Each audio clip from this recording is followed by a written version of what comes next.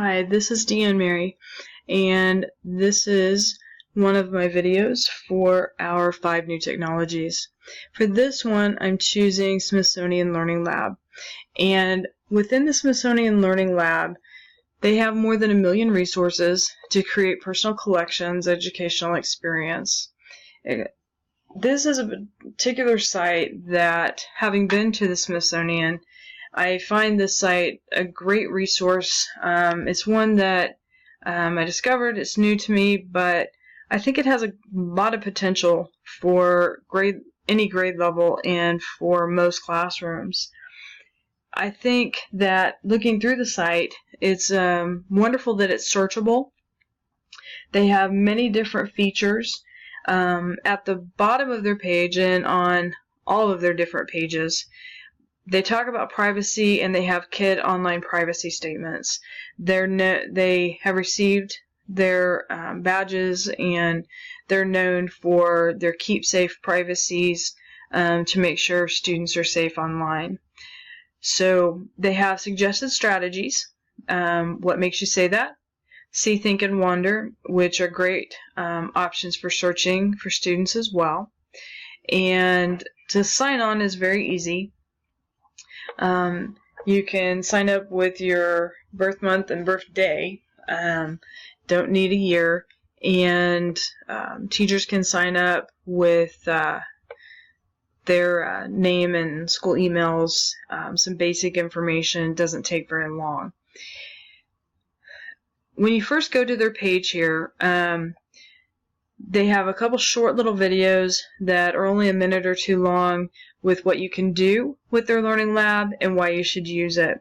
They're great to watch. They'll have their staff picks, which change from time to time, and they also will tell you what is current, what is upcoming, and what are their recent updates to the website.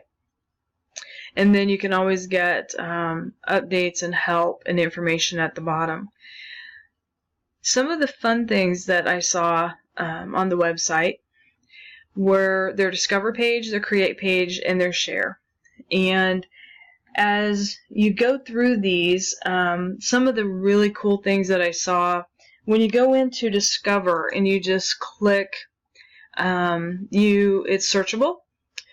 And they will have their trending, that you can see, think, or you can just click on Surprise Me. And they also have suggested discoveries. And when you click on one, it will show you, for example, if you click on Einstein, it'll tell you how many collections he's in. It'll give you more information about that particular photo. It'll talk a bit about him, and it'll give you all of the source information and more keywords to go with. If you want to add that to your collection, you can. You can share that. You can cite the resource. You can download it, and you can flag that or mark that to come back to. I'm going to move back here.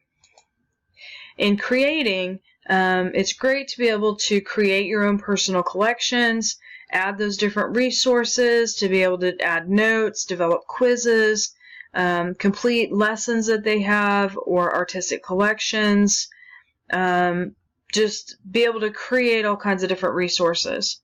The Share option was one that I especially liked, because you can, as teachers, go in, create quizzes for students, as this says, over U.S. presidents, or I liked that you could handpick the different photos, create different collections. It would be interesting to go in and have students create their different collections to turn into a project or an assignment to be able to then share back to other classmates or to the instructor. And there's just a huge unlimited variety of ways that the Create and Share could work together for classroom use. So, it's really unlimited possibilities of what you could do on this website. When you go into Create, they give you ways to adapt, to create, to customize, and then you go in and you just start searching your collections. on share. You can publish, you can put it on social, you can do it as an assignment, and assign different things there. And they'll give you all kinds of suggested resources to begin with. And as with any of them, you can try your first search there. So for example, if you were studying flight, there's almost 15,000 resources on flight. So you could go in and you could be looking at all these different resources on flight and think, wow, where do I even begin? So when you're just looking at all these pieces of information, it can be a bit overwhelming. When you hold your mouse over this, like here's one on Apollo 13, and you can see where some of them start coming together. Here's one on flight, more in general. Here's one on aerobatic flight or Leonardo's flight, and it'll give you just flight patterns, just all kinds of different information. Here's one on the NASM flight simulator, or pushing the envelope, Earth flight environment. So as you Lockheed's information, and then it just keeps going page after page. So there's so much you can do. Next to resources, there are Learning Lab collections. So that could narrow down what you might want to learn. And here we have information on like the Wright brothers, and if I clicked on one of those, it'll take me in and I can actually see lesson plans, I can see documents, videos, articles. There are so many different places, and it does actually give me age groups that these would best apply to.